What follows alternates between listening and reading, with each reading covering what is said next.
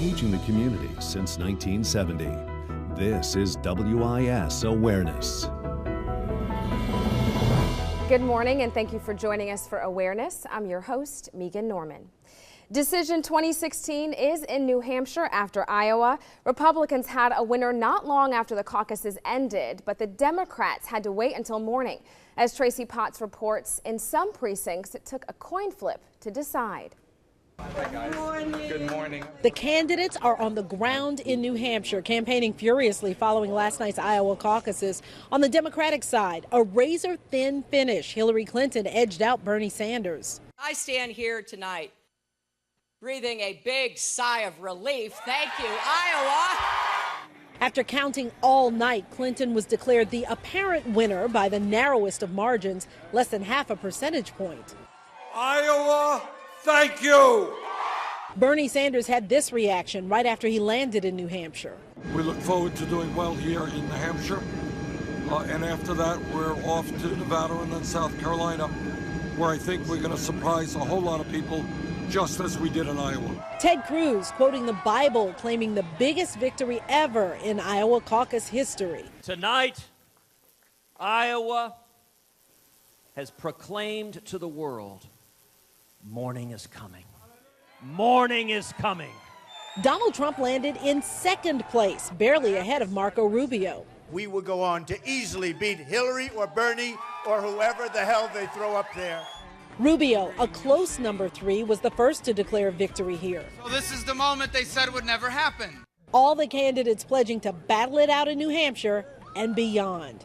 Tracy Potts, NBC News, Des Moines, Iowa. After New Hampshire and Nevada, it's on to the first in the South primaries here in South Carolina. The Republican primary is Saturday, February 20th. The Democratic primary is the following Saturday on February 27th.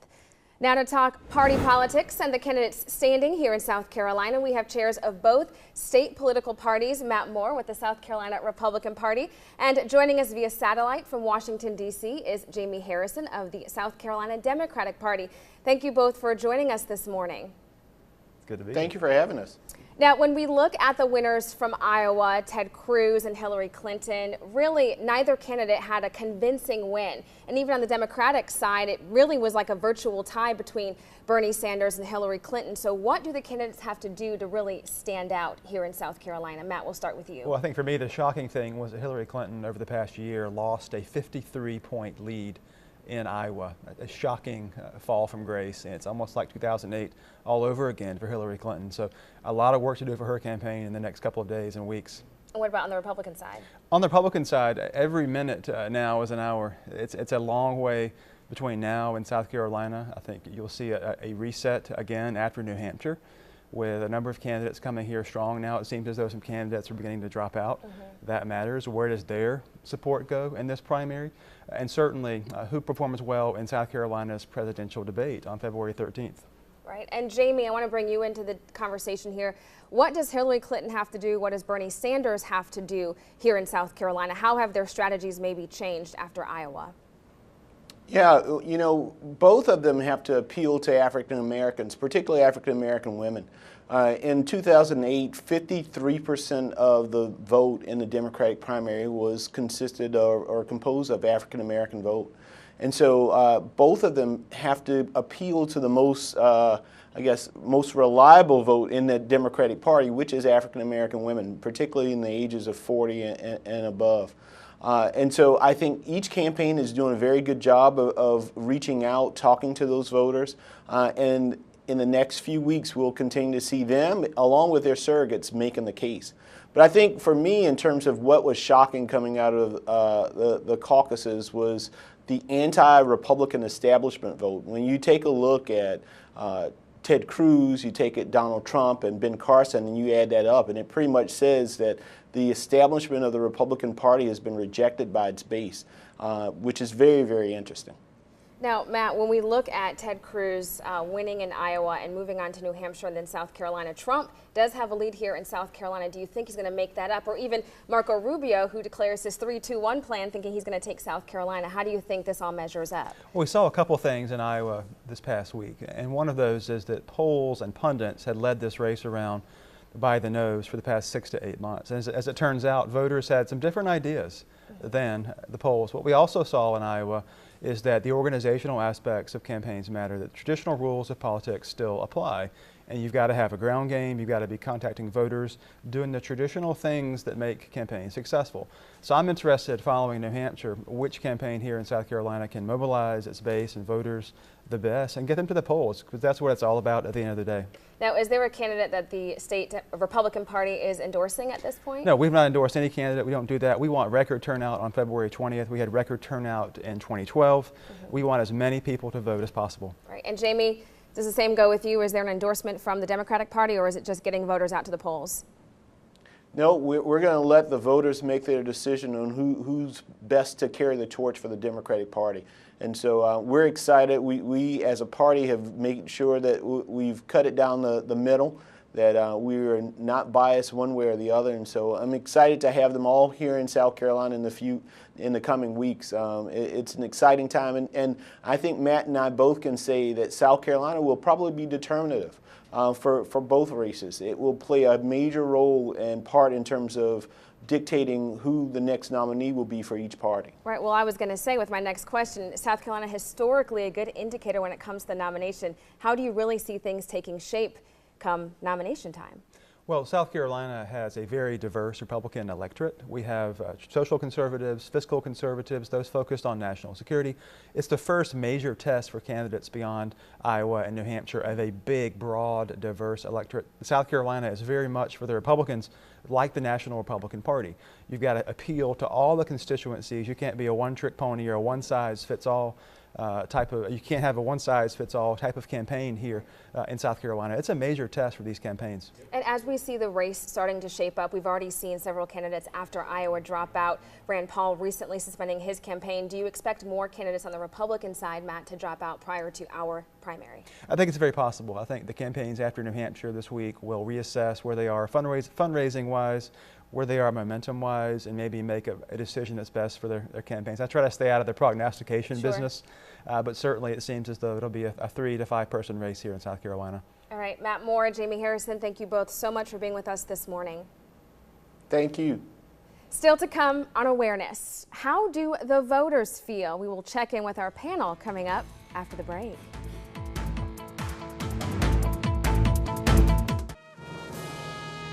Welcome back to Awareness. If you want to see change in our government, getting to the polls to exercise your right to vote is imperative. It's not disputed. The minority vote matters, particularly here in South Carolina, and it could be a game changer for the candidate who can capture that group. We have a panel of voters joining us this morning, including civic leaders, a political science professor, and students. Thank you all for being with me this morning. Good morning. Professor Shaw, I want to start with you. Now, we know voter turnout can make or break an election, and voter registration has actually increased from 2008 to now, particularly as it relates to African Americans. How important is the minority vote in South Carolina? Critically important, Megan, in the sense that the African American vote, particularly within this Democratic primary, is the vote that should be a central focus of any candidate. Black Democratic voters overall, but Black Democratic voters have given victories to candidates from Jesse Jackson way back when to Barack Obama. And so being able to say particularly that the Democratic black vote has stood behind a particular candidate helps carry that candidate through elections and various other elections and primaries, particularly to say that I can build this coalition that is the key coalition of the Democratic Party. Now, as voters, when you look at the Democratic Party, for example, right now Hillary Clinton has a lead when it comes to minority voters. Do you think the candidates have done enough, as far as you're concerned, to win over the minority vote? I think Bernie Sanders is doing a good job of addressing and hitting those targets that young people are truly passionate about. For example, the economy or education. Hillary Clinton is doing the same thing. But in terms of appealing to the youth, I think there has to be more of a grassroots. Youth want to have that one-on-one connection with the candidates. before they vote. Right, he has been doing a really good job with young voters, and we know in 2008 young voters were critical to the election. So how do you think that's going to measure up for this election? I believe that the same can happen if young voters get out and actually vote. I was actually a part of the campus organizer committee at South Carolina State and Claflin University one year during the governor's election, and I realized that when students didn't vote, it did play an effect on the election, and I really believe that if we get out and if we do vote, we can turn this election around and possibly go Democratic this year. Now, to get out and vote, people usually need a cause to stand behind, or they need a reason to want to get out and vote. What are some of the issues that stand out in your mind in this election cycle? Well, I like to think about voting as part of civic engagement. That is a commitment to your community and to the welfare of your community. I think we must educate people that we must be engaged in the process. You know, whether or not the right candidate is running or not, we should be engaged, and we need to change the course because our vote is important, in essence. You know, we cannot wait for the right candidate. You know, as a voting power, we have leverage. We can negotiate issues. But voting is only one step in this process. Many times when people vote, they say, well, I've done my civic duty. And then they go back and they sit on the sideline. You must stay engaged because once you vote, you must monitor the process. You must require and demand accountability. We have received so many false promises as a community, particularly in the African American community, from politicians. We must make sure there's accountability. They get your vote, and we say, well, we voted, we've done our civic duty, and we're going to just sit back. But you got to stay engaged in that process. Now, is there a particular issue that is important to you, or you think the candidates need to address, or they have sufficiently addressed for you? I would like to say, as an African American and also as a Muslim, a double minority, so to speak, that there are issues that have been raised so far in the political process that are quite alarming to the vast majority of Muslims in this country. And so I think that although I don't speak for the Muslims by and large in Colombia, or certainly not nationally, but I think that it's incumbent upon us as Muslims, whether we are African American or whatever ethnic background we may be from, that we should educate ourselves to the process and get involved, because as you can see, some very inflammatory things have been said, very dangerous things have been said against Muslims from abroad, Muslims here, that are quite alarming. And so it requires us to get involved and to let our voice be heard and to vote. What do you think some of the stumbling blocks can be when it comes to voting, particularly in the minority communities? Well, I'm a member of the League of Women Voters, and we are nonpartisan. And one of the things I feel like is important in this day and age is our young people and people who are up in age as well, you know, register to vote. So that's one of the projects that we've taken on as an ongoing project to do that. We go into the schools in our community, the high schools, the intervention schools, and we also go to the adult ed and register those individuals, because a lot of times the time frame for the voter registration office to be open, a lot of people at work, so they can't do that. So we hope to accommodate them. And one of my concerns is, you know, with the young people can vote at the age of 17 in South Carolina, but they have to be 18 as of November, the second Tuesday in November. But they can vote in the primaries that's coming up in this month. So those are some factors and some information that we need to get out to them so that we can let them know that they have that possibility. Right, so there's no excuse not to get to the polls. Right. And we're even trying to make them aware that they can go online. Right. And they can go to scvotes.com and they can apply for their application to register to vote. Well, we really just got this conversation started, but I want to thank you all so much for offering your perspective in a critical time in our nation's in this election cycle. So thank you very much. Thank you. When awareness returns, what do you need to ensure your vote counts? Polling etiquette and what you need to do ahead of the primaries. Welcome back to Awareness. USC professor Todd Shaw returning with us to talk more about the minority vote here in South Carolina. Now, we talked about it as it relates to the Democratic candidates, but are the Republican candidates vying, or should they be vying for the minority vote as well? Well, when it comes to the Republican candidates, they should certainly give some consideration to this vote. In any system for a democracy to be healthy, you really need to have political parties competing for votes and making a difference. The reality, however, is that there is this sort of racial or ethnic divide between the parties. And so pragmatically, a Republican candidate might say, African Americans make up such a small margin of who might be coming out to these primaries, I'm going to cast it elsewhere. But one would hope that we could have a greater level of competition among parties. Right. And then how does the playing field measure or compare to 2008? So in 2008, there were some similarities. You had Hillary Clinton clearly favored, and particularly favored within the African American community. There were leaders who were trying to think through, do we endorse Clinton or do we think about this young guy, Obama? Well, because of the ground game that Obama mobilized in a very formidable way, as well as the way in which he won that Iowa primary, that convinced African-American voters to align behind him, and he won very handily the Democratic primary. And so there are maybe some parallels to what Bernie Sanders is attempting to do in the state.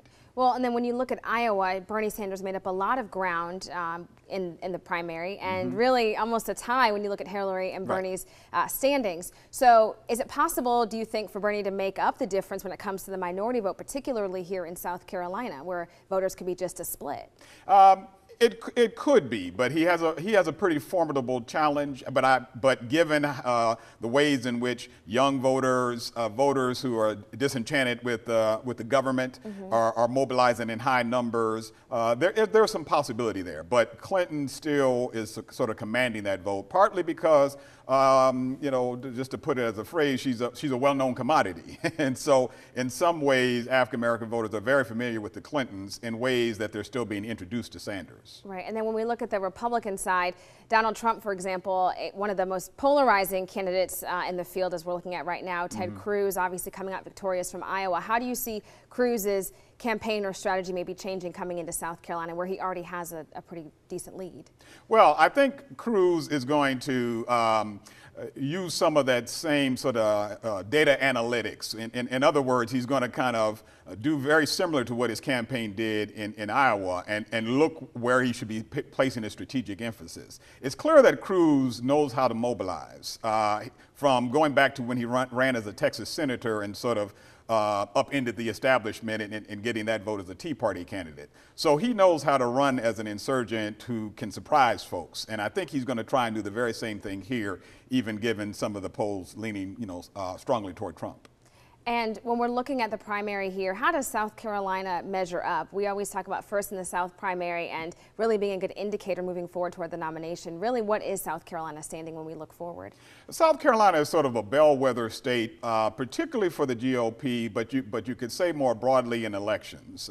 South Carolina primaries aren't absolute predictors, as we can see, or we can see from previous elections. But they're an indication about where's the Deep South going to go. And in American history and in current history, where the Deep South goes really matters in American elections. And so South Carolina sends a sort of signal as to what seems to be the trend.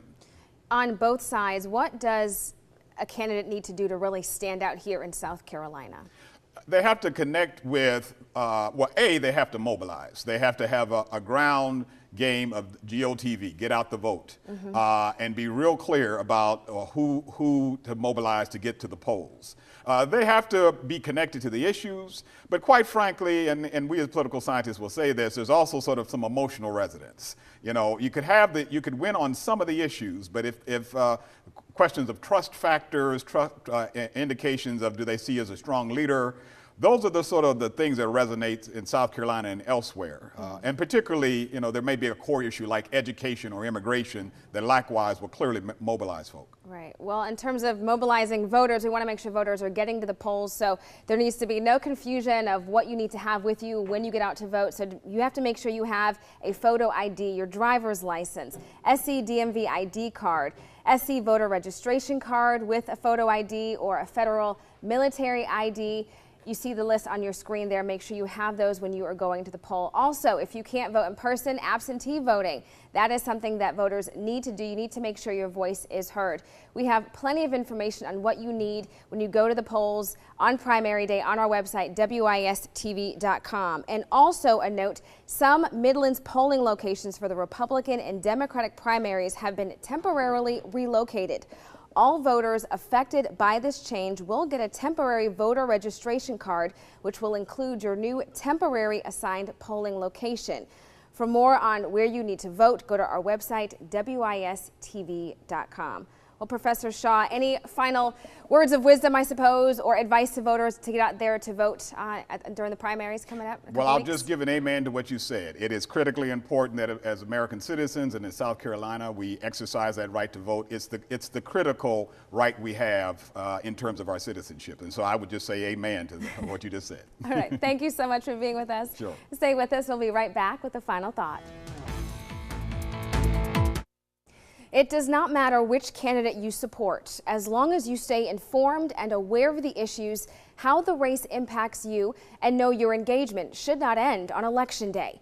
Change cannot happen if you don't speak up, and you can't complain if you aren't involved. Do not stifle your voice by not voting. We'd love to hear from you and what you think about the candidates and the issues. Connect with us on Facebook. You can also rewatch every episode. I'd like to thank all of our guests this morning. Until next time, I'm Megan Norman. This is Awareness.